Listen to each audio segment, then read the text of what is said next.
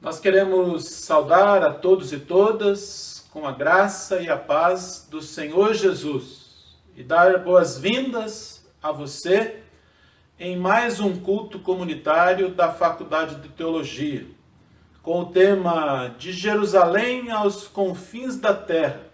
Somos as testemunhas da ressurreição de Jesus.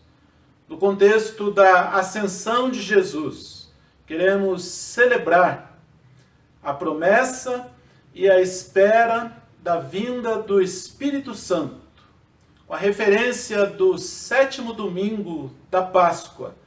Nós convidamos você para também lembrarmos a experiência do coração aquecido de John Wesley, lá naquele dia 24 de maio de 1738. E convido você para acompanhar a leitura do texto bíblico que nos inspira aqui na abertura do nosso culto, em Atos, capítulo 1, os versículos de 6 a 9. Então, os que estavam reunidos lhe perguntaram: Senhor, será este o tempo em que restaures o reino a Israel? Respondeu-lhes: Não vos compete conhecer tempos ou épocas que o Pai reservou pela sua exclusiva autoridade, mas recebereis poder ao descer sobre vós o Espírito Santo, e sereis minhas testemunhas, tanto em Jerusalém como em toda a Judéia e Samaria, e até os confins da terra. Ditas estas palavras, foi Jesus elevado às alturas, à vista deles, e uma nuvem o encobriu dos seus olhos. Acompanhe agora o relato daquela experiência, um breve relato da experiência de John Wesley naquele dia 24 de maio de 1738.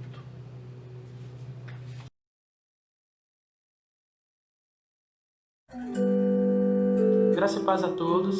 Bem, para nós analisarmos a experiência do coração aquecido, é necessário nós investigarmos um pouco do contexto a partir de acontecimentos que antecederam essa experiência. John Wesley já era um ministro anglicano na Inglaterra, já desenvolvia bem o seu ministério como clérigo, e seu irmão e ele, John e Charles, foram para uma viagem missionária na América do Norte. Durante essa viagem, atravessando o Oceano Atlântico, o navio onde eles estavam foi acometido de uma grande tempestade. E essa tempestade gerou pânico em praticamente toda a tripulação. E John Wesley, ele no meio daquele medo, daquela confusão, ele se deparou com um grupo de cristãos alemães pietistas chamados morávios ou moravianos. E esse grupo estava em um cômodo do navio, tranquilos, felizes, cantando, sem demonstrar um pingo de medo. Essa experiência gerou muito impacto em John Wesley. Pelos relatos, a viagem missionária foi um fracasso, o que gerou muita frustração em John Wesley, e essas duas experiências colaboraram para que aumentasse, potencializasse algumas crises de fé que John Wesley já possuía. Ele tinha a sua certeza da salvação tanto quanto problemática. Voltando à Inglaterra, ele se encontrou com um pregador moraviano chamado Peter Bowler, que ajudou John a entender a necessidade de se ter uma experiência de fé. E nisso nós chegamos ao relato do seu diário em 24 de maio de 1738, onde John Wesley relata o seguinte: à noite, fui muito de má vontade até uma sociedade na rua Aldersgate, onde a pessoa estava lendo o prefácio de Lutero à Epístola aos Romanos, por volta de 15 para as 9, enquanto ele estava descrevendo as mudanças de Deus, as mudanças que Deus opera no coração pela fé em Cristo, eu senti o meu coração estranhamente aquecido. Senti que confiei em Cristo apenas para a salvação.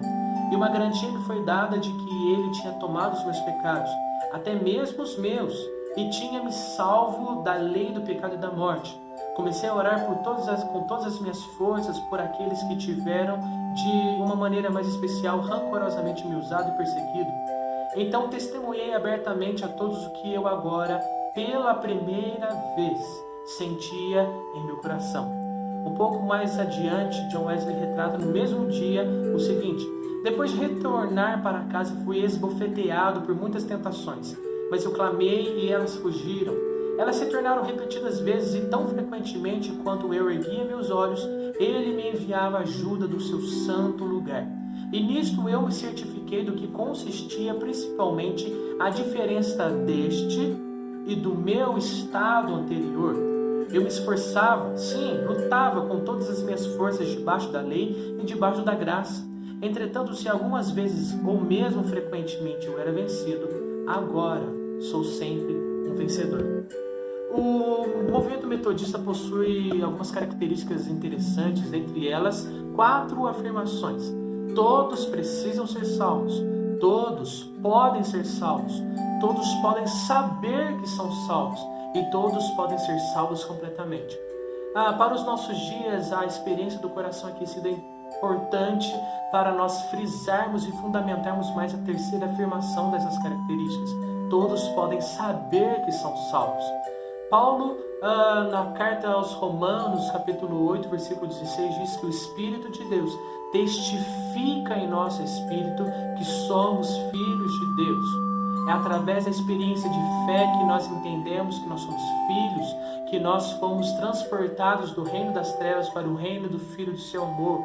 É através da experiência de fé que nós entendemos que nós somos justificados e nós não somos mais escravos do pecado, nós estamos mais debaixo do domínio da morte do pecado. Isso é a experiência do coração aquecido. Deus abençoe.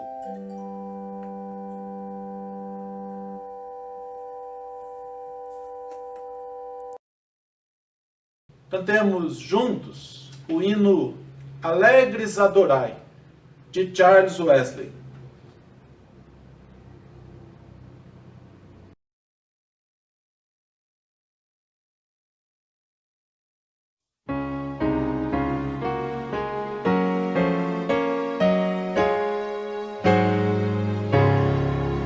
Alegres adorai ao Redentor Jesus, louvor e graças dai a quem venceu na cruz. Em alta voz ao vosso Deus cantai, ao Pai de amor louvai. O vosso Redentor sofreu humilhação, na cruz mostrou o amor que aos homens dá perdão. Em alta voz ao vosso Deus cantai, ao Pai de amor louvai.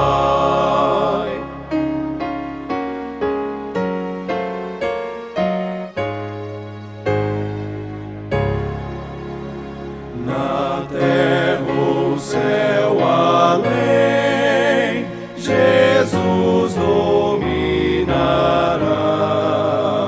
e a glória que Ele tem aos crentes mostrará.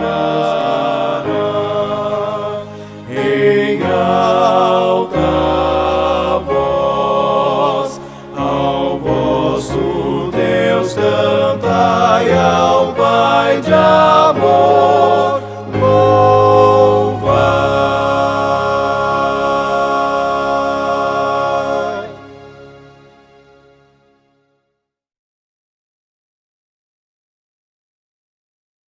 Vamos orar, queridos irmãos e irmãs. Nosso querido Deus, nosso Pai de amor, nós queremos louvar e bendizer o Senhor, porque o Senhor é nosso Deus, que tem cuidado de nós. O Senhor é digno de ser honrado, de ser glorificado. E neste culto, Senhor, nós queremos que o Senhor seja exaltado, que o Senhor seja adorado, que o Senhor se agrade da disposição dos nossos corações, porque o Senhor é grande, porque o Senhor está sobre todos, ó Deus, e sobre tudo, porque o Senhor cumpre as promessas que fez, ó Deus, e neste dia, Senhor, em que nós ainda celebramos a Páscoa e celebramos também a espera e, ó Deus, a concretização daquela promessa tão preciosa da vinda do Espírito. Aceita, Senhor, o nosso louvor, aceita a nossa adoração, aceita, Senhor, a oferta das nossas vidas, em nome de Jesus. Amém, Senhor Deus. Amém. Humilhai-vos, portanto, sob a poderosa mão de Deus. Vamos acompanhar agora a leitura do texto bíblico de 1 Pedro, capítulo 5, os versículos 6 a 9. E assim seremos orientadas para o nosso momento de confissão diante de Deus. Humilhai-vos, portanto, sob a poderosa mão de Deus, para que ele, em tempo oportuno, vos exalte, lançando sobre ele toda a vossa ansiedade, porque ele tem cuidado de vós. Sede sóbrios e vigilantes. O diabo, vosso adversário, anda em derredor, como leão que ruge, procurando alguém para devorar. Resisti-lhe firmes na fé, certos de que sofrimentos iguais aos vossos estão se cumprindo na vossa irmandade espalhada pelo mundo. Bendito Deus e amado Pai, nós estamos diante do Senhor com as nossas vidas. E, ó Deus, quando nós percebemos a Tua grandeza, a Tua glória, o Teu poder, a Tua santidade, nós também percebemos, ó Deus, a nossa pequenez, nós percebemos as nossas imperfeições e o quão indignos nós somos, ó Deus.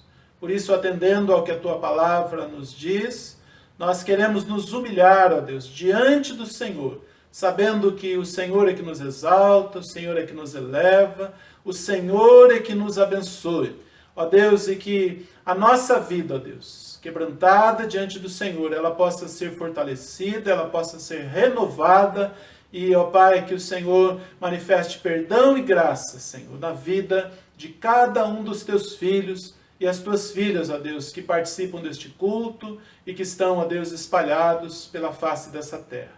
Em nome de Jesus.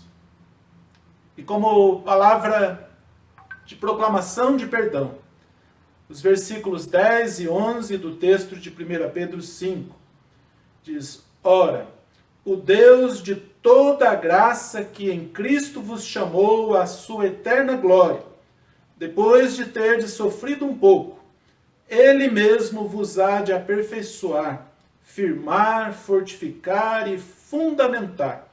A Ele seja o domínio pelos séculos dos séculos. Amém.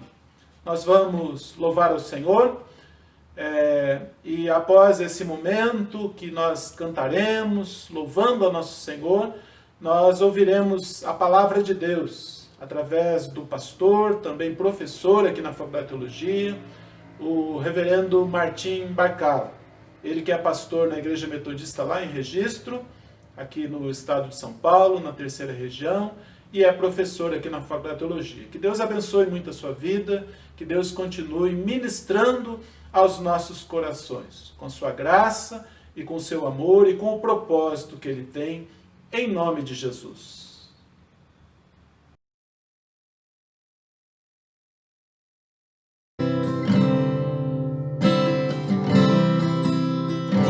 Meu coração queima por ti. Meu coração queima por ti. Meu coração queima por ti, Jesus, como o teu queima por mim.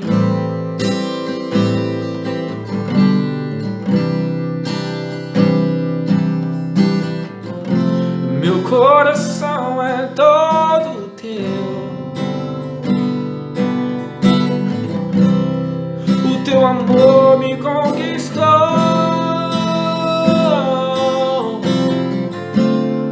pois tão forte como a morte é o teu amor, Senhor, é o teu amor, Jesus. Preferistes morrer naquela cruz a viver sem mim, e nada pode me impedir de viver por ti, Jesus. O meu coração queima por ti, o meu coração queima por ti, o meu coração queima por ti, como o teu queima por mim.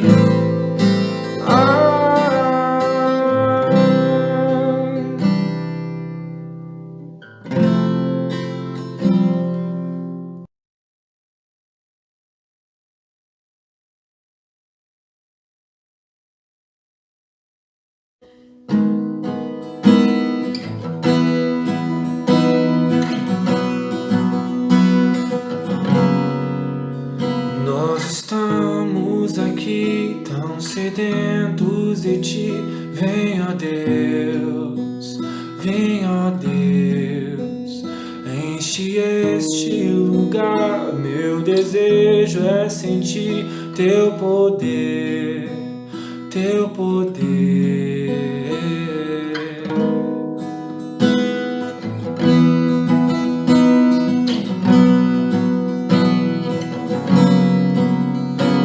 Estamos aqui tão sedentos de ti. Vem, ó Deus, vem, ó Deus, enche este lugar. Meu desejo é sentir teu poder, teu poder. Então vem me incendiar, meu coração é o teu altar. Quero ouvir o som dos céus, tua glória contemplar. Te damos honras, te damos glórias. Teu é o poder, para sempre, amém. Então vem me incendiar, meu coração é o teu altar. Quero ouvir o som do céu, a tua glória contemplar.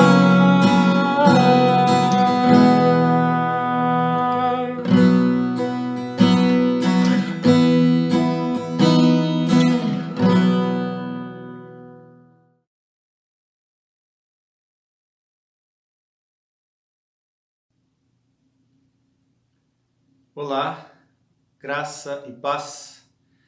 Eu quero compartilhar com vocês a leitura do Evangelho de João, capítulo 17, versos de 1 a 11.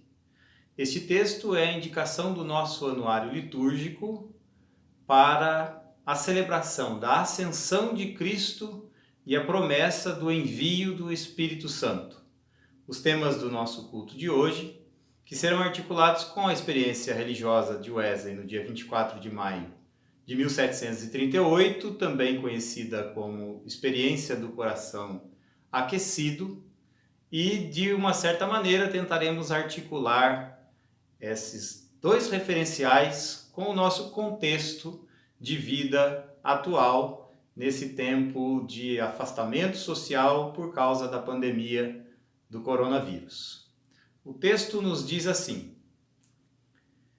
Depois de dizer estas coisas, Jesus levantou os olhos ao céu e disse: Pai, é chegada a hora. Glorifica o teu Filho, para que o teu Filho glorifique a ti. Assim como lhe deste autoridade sobre toda a humanidade, a fim de que ele conceda a vida eterna a todos que lhe deste. E a vida eterna é esta: que conheçam a ti, o único Deus verdadeiro, e a Jesus Cristo, a quem enviaste. Eu te glorifiquei na terra, realizando a obra que me deste para fazer. E agora, ó Pai, glorifica-me contigo mesmo, com a glória que eu tive junto de ti, antes que houvesse mundo. Manifestei o teu nome àqueles que deste do mundo. Eram teus, tu os deste a mim, e eles têm guardado a tua palavra. Agora, eles reconhecem que todas as coisas que me tens dado provêm de ti, porque eu lhes tenho transmitido as palavras que me deste, e eles as receberam. Verdadeiramente reconheceram que saí de ti e creram que tu me enviaste. É por eles que eu peço. Não peço pelo mundo, mas por aqueles que me deste, porque são teus. Todas as minhas coisas são tuas, e as tuas coisas são minhas. E neles eu sou glorificado. Já não estou no mundo, mas eles continuam no mundo, enquanto eu vou para junto de ti. Pai Santo, guarda-os em teu nome, que me deste, para que eles sejam um, assim como nós somos um. Amém. Que Deus nos abençoe na reflexão de sua palavra. O Evangelho de João tem um contexto existencial bastante específico, marcado pela discussão de um movimento que ficou conhecido como gnosticismo e que pregava que o conhecimento de Deus fora revelado apenas para algumas pessoas e que apenas através desse conhecimento especial se conseguiria a alma desprender desta ordem de coisas, desta dimensão da vida, e então conhecer a essência de todas as coisas, essência da qual procedem as demais criaturas e todas as outras dimensões e aspectos da realidade. É com esta filosofia que a teologia do Evangelho de João dialoga. E nós percebemos, na leitura do texto, a centralidade da palavra conhecimento ou conhecer, que no grego é uma palavra que traduz a expressão grega gnose, para esta passagem do Evangelho que acabamos de ler. Portanto, o Evangelho de João, capítulo 17, versos de 1 a 7, está em profundo diálogo, intenso diálogo com a sua realidade existencial mais próxima. É uma teologia, portanto, que dialoga com a sociedade, com a cultura, com a filosofia de seus dias. Ao fazê-lo, não nega as conclusões ou as premissas ou os enunciados filosóficos, mas assimila esse conteúdo de tal maneira a postular a respeito deles uma nova perspectiva. Essa oração do Evangelho de João, capítulo 17, é comumente conhecida como oração sacerdotal de Jesus. Ficou conhecida como sendo uma demonstração do exercício de Jesus do seu ministério sacerdotal, que seria esse ministério de representação diante de Deus de toda a humanidade. Agora, eu gostaria nesta reflexão de chamar a sua atenção para três coisas que estão aqui contidas nessa narrativa, mas que destoam significativamente desse sacerdócio entendido principalmente em chaves clericais. Então, eu gostaria que a gente pensasse, no primeiro momento, nesta destituição do sacerdócio pela oração de Jesus.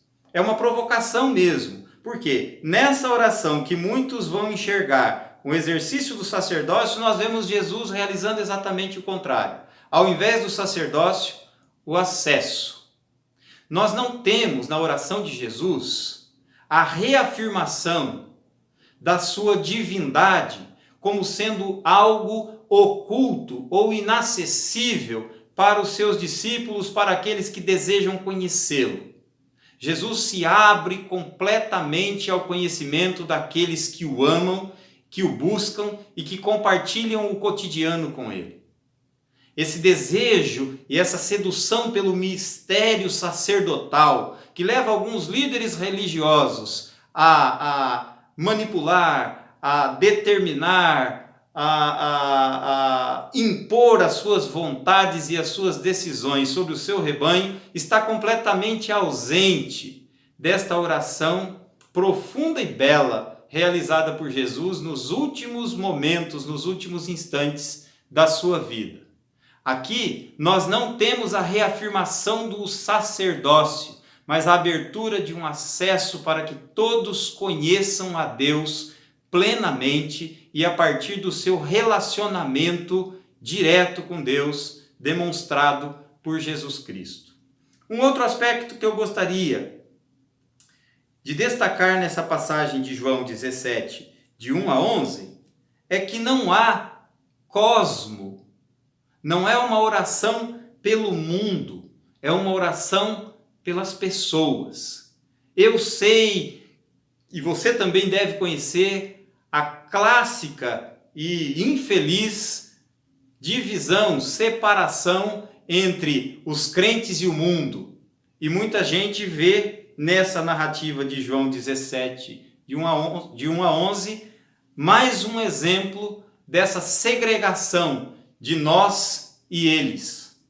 Mas não existe nessa passagem nada que fundamente uma separação daqueles que creem das demais pessoas do mundo. Pelo contrário, é exatamente isso que o Evangelho de João procura destituir, procura combater na doutrina do gnosticismo. Essa presunção de que nós somos portadores de um conhecimento ou de qualquer coisa que seja que nos torna melhores diante de Deus do que qualquer outra pessoa. É fato que Jesus ora dizendo: eu não peço pelo mundo, mas pelos que me deste, eu peço por eles. Mas essa contraposição de mundo e eles é uma contraposição entre a ordem presente das coisas. A palavra usada aqui é cosmo. Cosmo, em grande parte, na maioria das vezes, é uma referência ao mundo criado pelas relações e pela cultura e pelo fazer humano. Cosmos, então, é a ordem, mais do que o mundo enquanto realidade material, enquanto universo criado por Deus, enquanto criação. Cosmo é ordem. Então, quando nós lemos esse texto, podemos entender que Jesus não está comprometido com uma ordem específica de mundo, mas com as pessoas, que muitas vezes são massacradas na defesa da ordem que se impõe sobre elas. Nós vivemos dias muito difíceis, porque a vida das pessoas passou a ser subjugada a determinadas ordens políticas, econômicas, e essa subjugação da vida por uma ordem é exatamente o que Jesus quis que não houvesse e pediu a Deus Pai que nos livrasse. Então, não há sacerdócio, há acesso. Não há ordem, não há cosmos, nem ordem a ser defendida. Há vidas de pessoas que existem, às vezes, resistindo ao massacre daqueles que defendem estas ordens. E, por fim, não há nós e eles, mas há o desejo de que sejamos um só. Nessa oração de Jesus, a dissolução, o desfazimento de identidades tão fechadas, de identidades tão autocentradas, que nos separam do outro, que nos impedem de ser solidários, que nos faz pensar apenas na nossa existência, apenas no nosso potencial, apenas no nosso conhecimento, apenas no nosso interesse, e nos separa dos outros, é desautorizada.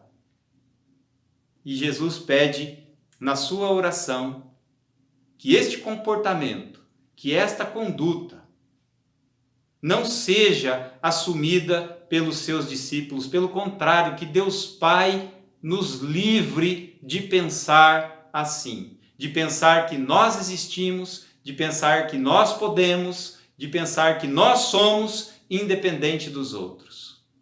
Eu tenho visto, e certamente você também, neste tempo de isolamento social, o esforço que precisamos fazer para nos manter distantes fisicamente das pessoas que amamos.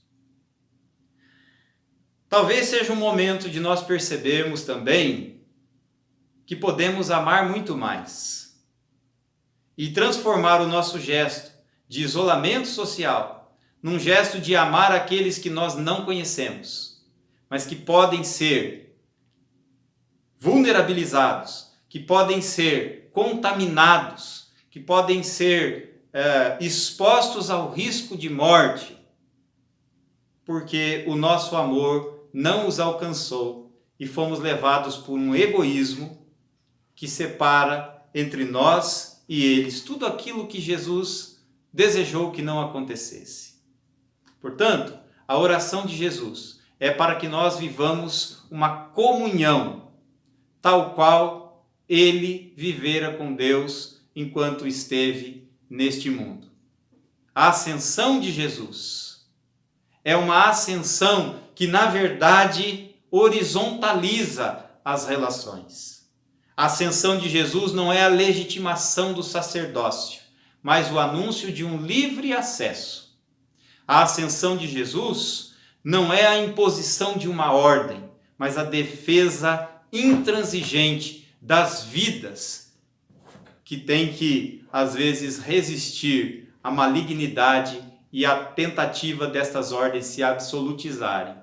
A ascensão de Jesus não é a definição de que há uma identidade a ser defendida, a ser assumida, e essa identidade deva ser compreendida em oposição àqueles que não comungam dos nossos valores, aqueles que não comungam dos nossos princípios, da nossa fé. A ascensão de Jesus, na verdade, é o testemunho de que a comunhão, que ele mesmo diz, ele mesmo afirma ter tido com Deus antes da criação do mundo, prevalecerá aos isolamentos temporários e certamente se estabelecerá sem mais interrupção quando esta oração for cumprida e quando o reino de Deus puder ser vivido plenamente entre nós. Enquanto isso, meu irmão, minha irmã,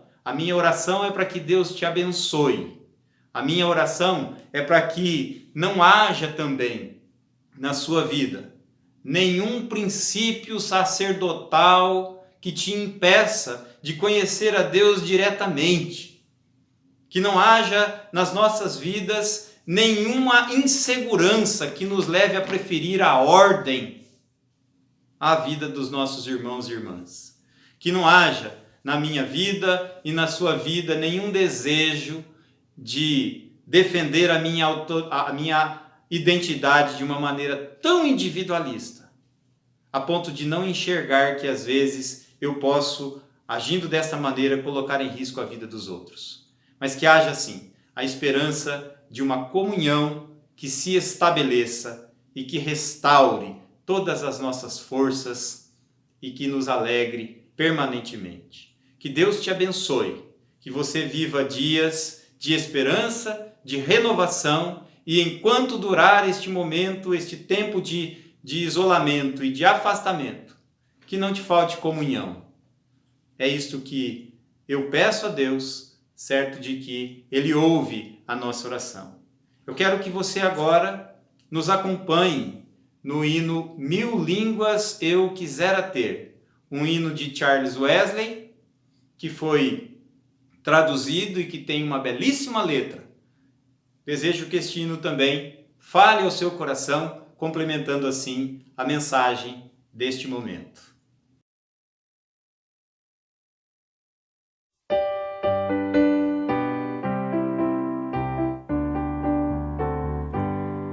Mil línguas eu quisera ter, mil vozes pra louvar as glórias do meu Deus, meu Rei, triunfos do seu dom. Gracioso Mestre, meu Senhor, ajuda-me a pregar por toda a terra, céu e mar, as honras do teu ser.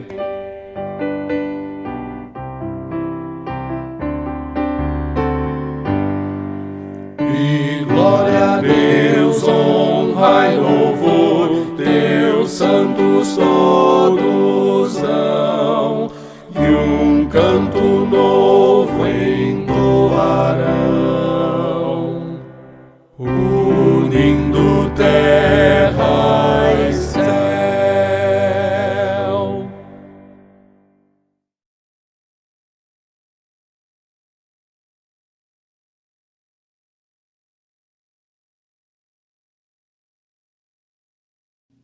Nós acabamos de ouvir o hino Mil Línguas Eu Quisera Ter, e eu gostaria agora de convidá-lo e convidá-la a fechar os teus olhos, se você puder, e fazer comigo esta oração, elevando o seu pensamento a Deus. Oremos. Ó Deus bendito, o Senhor é o Deus autor da vida. É o Senhor que nos sustenta, e é de Ti, ó Deus amado, que recebemos o necessário e o essencial para existirmos no mundo e experimentarmos paz, mesmo em tempos de adversidade.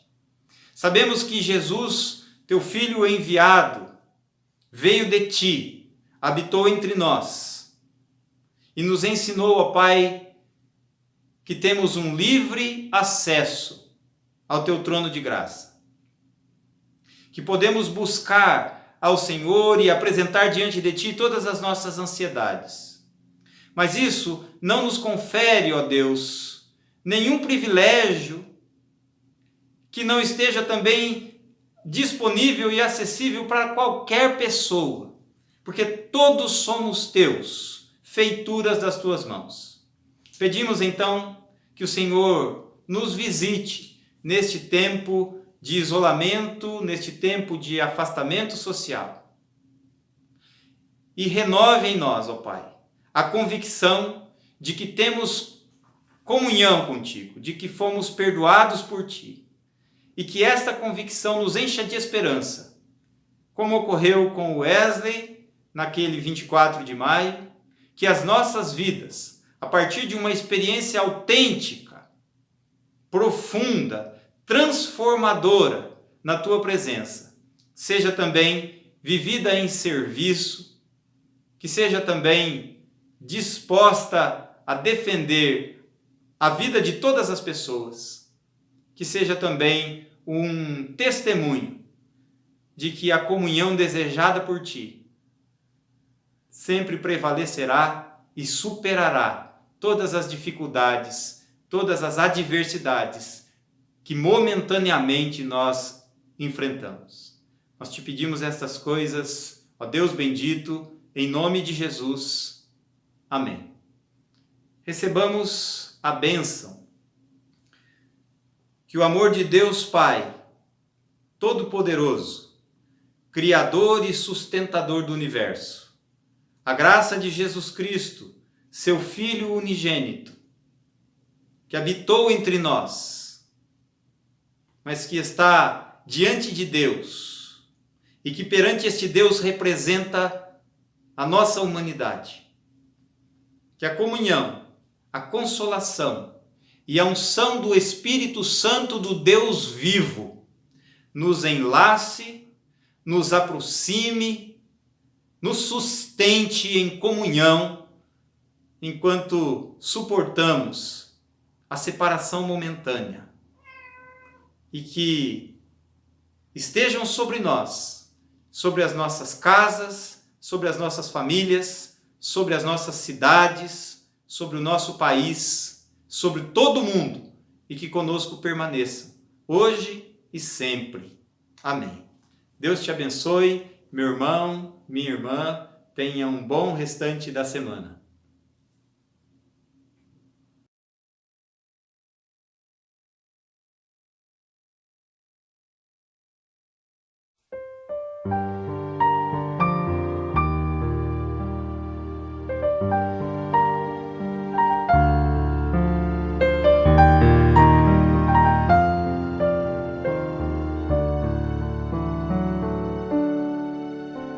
Quando em casa descanso dos trabalhos do dia, o teu livro sagrado companhia me faz.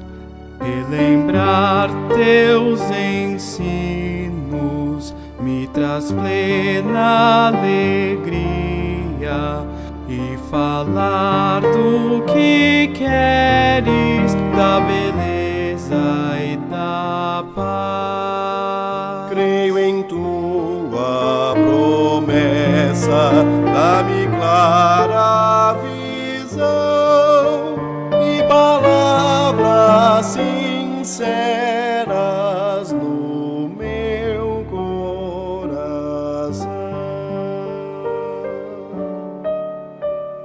Madrugada eu desperto pra cantar teus louvores, pelas horas do dia, pelo tempo a passar. Que as palavras da graça